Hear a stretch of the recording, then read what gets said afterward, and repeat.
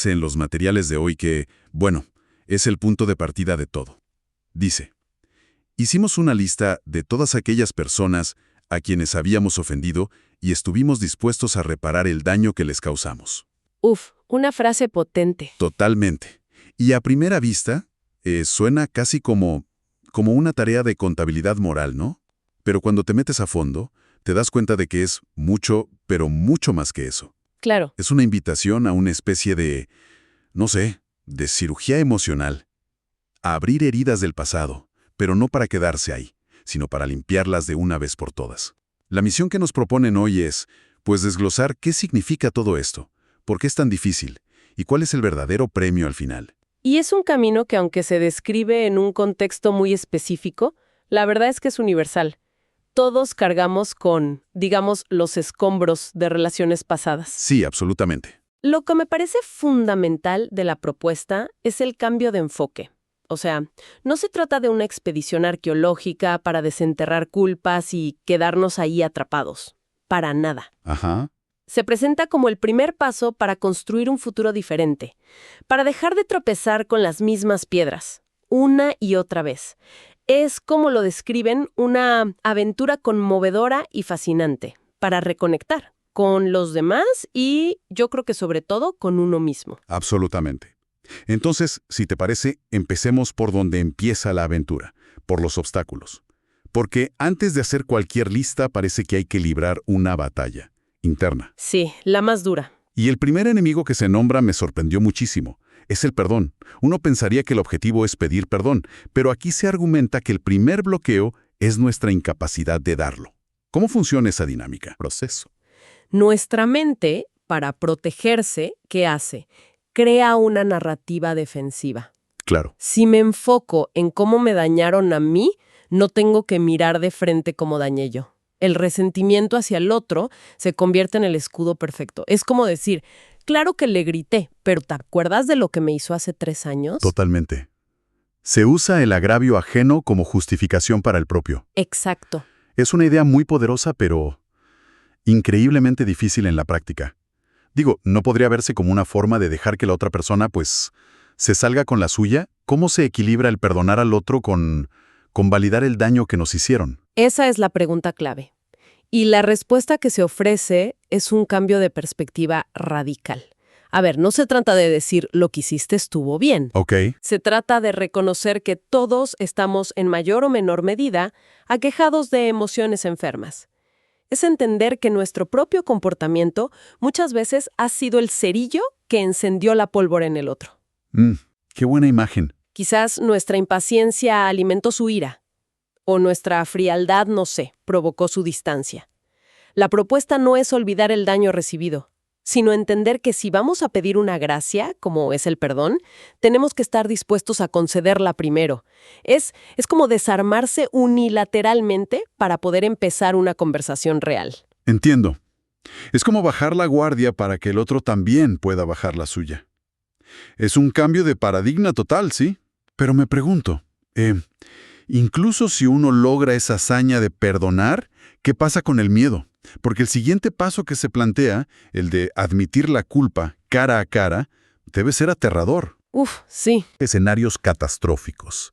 El rechazo, el conflicto, la humillación. Sí. Y el orgullo nos susurra al oído. Realmente fue para tanto.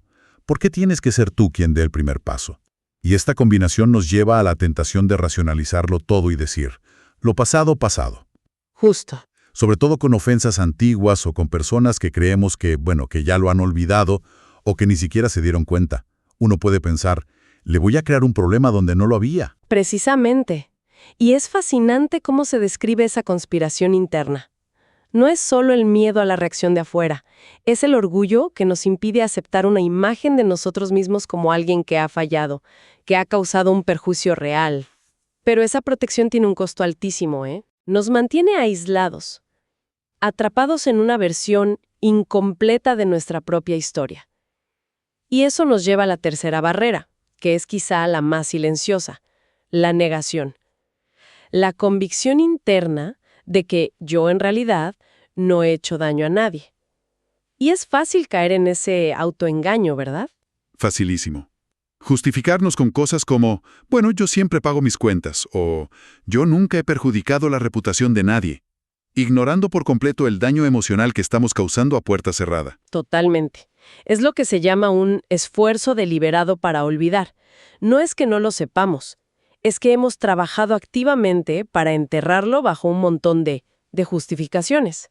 Claro. Y la única herramienta para excavar a través de eso es una honestidad brutal.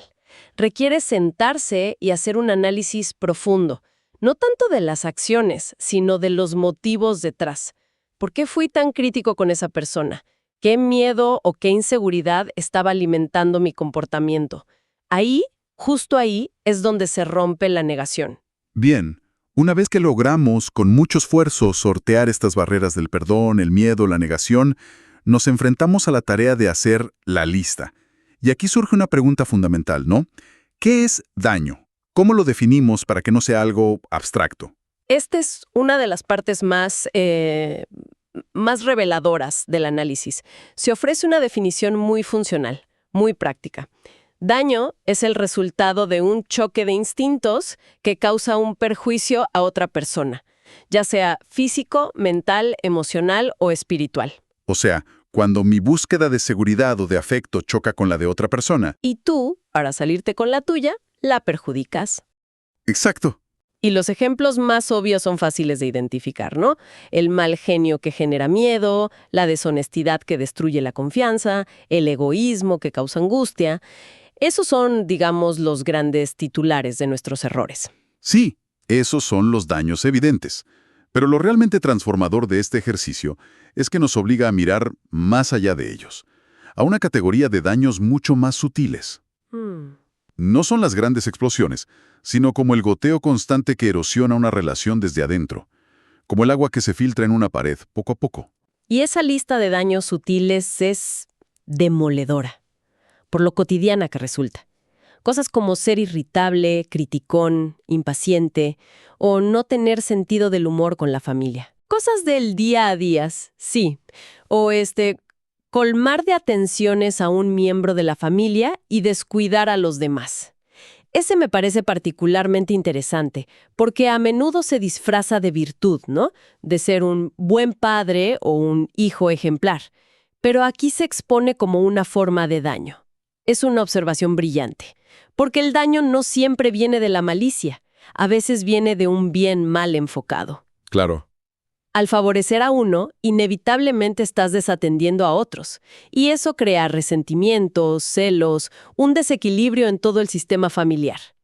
Otro ejemplo potentísimo es el de intentar dominar a la familia, ya sea con mano de hierro o de una forma más pasivo-agresiva, inundándoles con un sinfín de indicaciones minuciosas. Es una forma de robarle a los demás su autonomía, su capacidad de decidir. Totalmente. Y luego está el daño que se causa desde la propia miseria. Se menciona el sumirse en la depresión y la autocompasión, imponiendo esa aflicción a los que te rodean. Es algo que normalmente vemos como un problema puramente personal. Sí, es mi problema. Exacto, pero tiene un impacto expansivo tremendo. Exacto. Y lo revelador es cómo estos daños sutiles son precisamente los que nos hacen sentir justificados para no perdonar a los demás. Creamos un ambiente tenso e irritable en casa. Ajá. Y luego, cuando los demás reaccionan con frustración, usamos su reacción como prueba de que ellos son el problema. Es un círculo vicioso que este ejercicio busca romper de raíz. Te obliga a ver tu contribución a la toxicidad del ambiente. Y se vuelve imposible mantener la narrativa de que somos las víctimas inocentes. Eso lo cambia todo. Entonces la lista no es solo de grandes pecados, sino de patrones de comportamiento. Ahora, ¿cuál es el propósito final de desenterrar todo esto? Porque podría parecer un ejercicio de autoflagelación. Sí, podría parecerlo. Uno podría pensar que el único objetivo es salir a pedir disculpas y ya. Y aunque reparar el daño es un objetivo importante, se aclara que el valor principal del ejercicio es interno, incluso si algunas enmiendas nunca llegan a realizarse. El propósito es doble. A ver. Por un lado, sí, es limpiar el pasado para tener relaciones más sanas en el futuro. Pero por otro, y quizás esto es lo más importante, es obtener la información más detallada posible sobre nosotros mismos. Es una herramienta de autodiagnóstico sin precedentes. ¿A qué te refieres con eso? ¿Cómo una lista de daños a otros se convierte en un mapa de uno mismo? Porque nuestras relaciones defectuosas son el espejo más claro de nuestras dificultades fundamentales. Al analizar sistemáticamente a quién dañamos y cómo lo hicimos, empezamos a ver patrones. Ok, dejas de ver incidentes aislados. Exacto. Y empiezas a ver los defectos de carácter que los conectan a todos. Quizás descubres que detrás de 10 ofensas diferentes a 10 personas distintas, el motor siempre fue el miedo al abandono, o una necesidad desmedida de control, o una soberbia que no te permitía admitir un error. Es como pasar de tratar los síntomas a entender la enfermedad subyacente. Se menciona que hay conflictos emocionales muy profundos y a veces totalmente olvidados que persisten en el subconsciente. ¿Cómo funciona eso? Mira, es como tener una aplicación corriendo en segundo plano en tu teléfono. Me gusta. No la ves en la pantalla, pero está consumiendo batería, memoria y ralentizando todo el sistema. Esos conflictos no resueltos del pasado hacen lo mismo con nuestra energía emocional. Nos vuelven irritables, ansiosos, reactivos en el presente sin que entendamos por qué. Claro. Este ejercicio es la forma de abrir el administrador de tareas de nuestra psique, ver qué programas están consumiendo nuestros recursos y empezar a cerrarlos, uno por uno. Me encanta esa analogía. Es muy clara. Y para llevar esto a la práctica se sugiere un método muy concreto, casi como un manual de instrucciones. Sí, es un proceso metódico. Primero, identificar esos rasgos de personalidad que vimos en la lista de daños sutiles. Segundo, recorrer nuestra memoria, empezando por las relaciones más cercanas y luego expandiéndonos. Y el tercer paso es clave, repasar la vida año tras año hasta donde la memoria nos permita llegar. Es un trabajo arqueológico sobre la propia historia, ¿no? Totalmente. Pero con una directriz muy clara. ¿Cuál sería esa directriz? ¿Qué enfoque se debe mantener para no perderse en la culpa o en el resentimiento? El enfoque es doble y simultáneo. Por un lado, se trata de admitir las cosas que nosotros hemos hecho, sin excusas. Es una asunción radical de la responsabilidad. Ok, pero al mismo tiempo, y esto nos lleva de vuelta al principio de la conversación, el ejercicio exige perdonar los agravios, reales o imaginarios, que se nos han hecho. No se puede hacer un inventario honesto sobre uno mismo si el lápiz está cargado con la tinta del rencor hacia los demás. O sea que el perdón no es solo el primer paso, sino un compañero constante durante todo el proceso. Exactamente. Se necesita un enfoque sereno e imparcial. Se advierte específicamente contra las críticas extremadas tanto de nosotros como de los demás. No es un juicio. No se trata de encontrar culpables ni de castigarse.